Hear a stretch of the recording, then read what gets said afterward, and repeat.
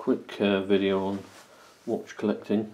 I'm going to start off with a fairly low end watch and move up to later in the video more high end watch, but just show you that you can get good quality watches at every price point. This particular watch is a chronograph. It's made by Pulsar. It's a lower end Seiko effectively, as Pulsar are owned by Seiko. This one is actually comes in a few different versions. There are military versions of it. So it's been discontinued, however, so they're harder to get a hold of. The military versions have got the L under the 100 metres, a little bit more sought after, but I picked this up for about £80 about 4 years ago. So relatively inexpensive.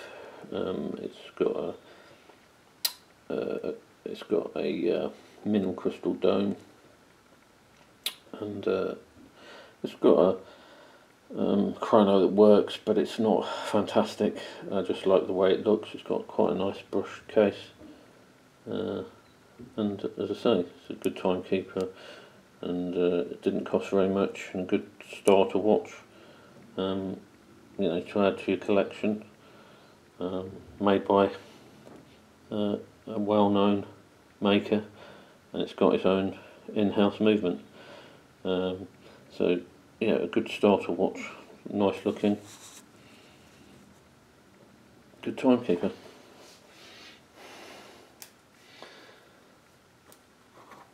Second watch is I've got to show is a quartz. I have a mixture of quartz and automatics, manual automatics in my collection. This one is a vintage watch. It's a quartz battery diver's watch by Seiko, bought in the early 90s. Extremely good timekeeper, a bit bashed about, but looks nice. Never let me down. Just had a few minor changes done to it. Well, they were not really even mods, they were just replacement crown, because it lost its ability to actually stay in, so I had to have it changed, and the date wheel I had to have changed just over time. You know, over 20 years old. You know, you're going to have to spend a little bit of money on maintenance if you ever watch that long. But I like the Pepsi bezel on it. The threads were the problem on the crown. You know, they just wasn't watertight anymore. So you know, it didn't cost that much though to get it repaired. I think it's about £100. I think I paid about £200 for this back in the early 90s. Nice looking watch. Nice diver's watch. It's not the original rubber strap. I've gone through quite a few straps. So yeah, loom's starting to fade a bit now. Next watch is Seiko Kinetic watch. It's their own in-house movement. It took them 20 years and over 200 prototypes to develop the Kinetic watch. Other manufacturers have tried to copy it, but they have not made a success of the Kinetic watch. Seiko, I think, the only company that's still making Kinetic watch. Unfortunately, you do need to wear these a lot, otherwise the capacitor will run down and it won't last as long. I mean, technically they should last 20 years if you wear them regularly. I wouldn't buy it from a high street jeweller though, definitely off the internet. High street jeweller will charge you £300 approximately, whereas I paid £180 for this watch. So it's got a diver's extension on it, which is a nice feature. It's quite a nice strap. Pin adjusted, which is a bit of a pain, but it's got a nice brush finish on the side there. Nice weight to it. Very good loom and very accurate. So nice watch. Next watch, as to kind of move up the price range, is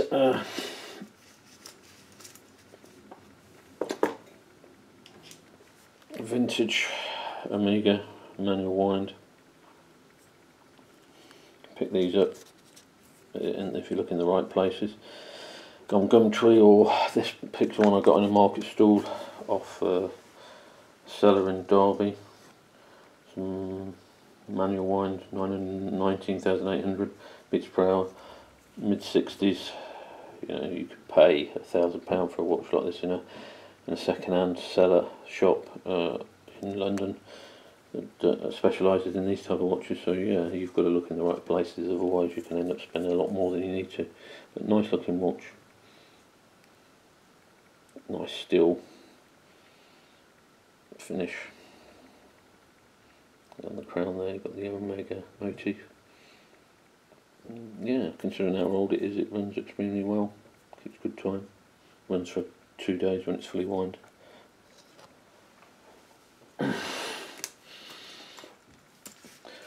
Got another diver's watch by MWC. These are about £200 off the internet, off MWC's website. It's got a good lume.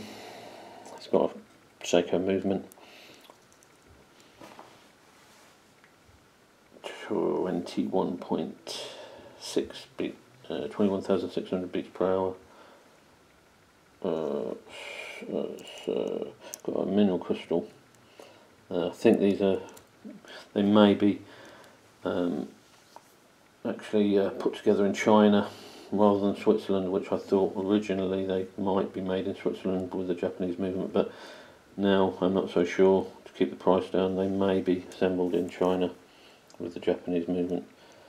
But nice watch, reasonably nice finishing. It's got the Seiko style pin adjustment, but for a relatively inexpensive tool watch, it's not bad.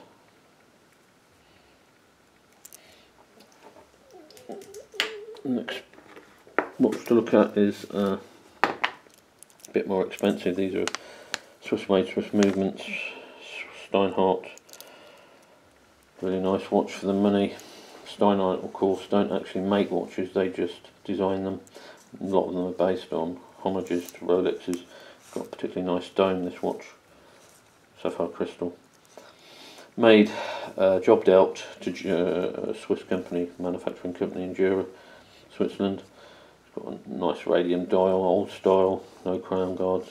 But these are superb watches for what you pay for them. I think I paid about £400 for this watch. Nice diver's watch, nice case finishing, not too bad strap, screw adjustment this time rather than a pin. But yeah, really nice watch for the money. Nice stiff bezel with no give. You've got the Steinhardt motif there on the crown, but a little bit more expensive and probably a little bit nicer. But Steinhardt, as I say, don't make their own watches. They use generic ETA movements. So unlike Seiko, they don't actually do anything other than the physical design of the watches. It would just be too expensive. These watches you can only get on the internet. I think they've got 14 dealers worldwide, only a relatively low amount, and most of their sales are on the internet. But it's to keep the prices down, really. The idea is, yeah, we treat the customer with respect. We're not going to spend loads of money on branding. It helps keep the price down. So that's why, you know, the watch community know plenty about Steinhardt, but maybe a lot of other people don't, because, yeah, like I said, they're not going to spend loads of money on PR and branding. You know, they're developing a name just because they sell good watches, and people will find out about good watches if you make you know, good watches and you sell them at a reasonable price. Next watch is a Seiko. This time probably a slightly better technology than a solar powered chrono. Solar powered, of course, still use the same capacitor as the Kinetic watch, but will be charged by light, natural light. So you don't actually have to wear this, you just need to keep it under a light source. So, you know, that's the good thing. It's the preferable really to a Kinetic, which you really need to wear at some stage every day. This watch, you don't need to do that. It's got quite a nice bezel, no give really. It's really tight, nice loom as you'd expect from Seiko. Of course, it's a Seiko in-house movement. It's one thing about Seiko, you know, they compete with higher end watches in terms of making their own movements. A lot of high-end watches actually use generic movements, and they don't actually spend the money that somebody like a big company like Seiko can do in terms of research and development. You know, TAG Heuer, I think, have used Seiko movements in their watches, so it just speaks for itself really, how good Seiko are and what good bang for buck they deliver. Final watch to show, really is a high-end watch. It's a Tudor Pelagos. It's the first version with the ETA movement. Really nice watches these, extremely comfortable on the wrist with their micro adjusting strap. But yeah, top end watch, a subsidiary of Rolex of course, and you know, a lot of it is about branding for Tudor as well as Rolex, so that's where you're paying most of the money.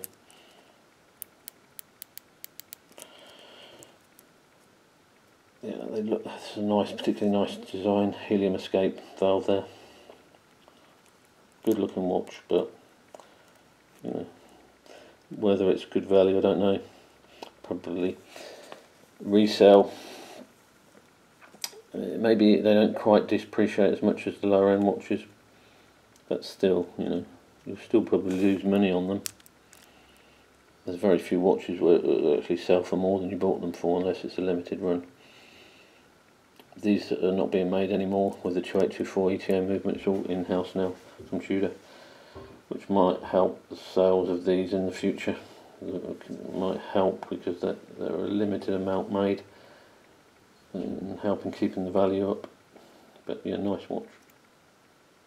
So yeah, hope you like my video.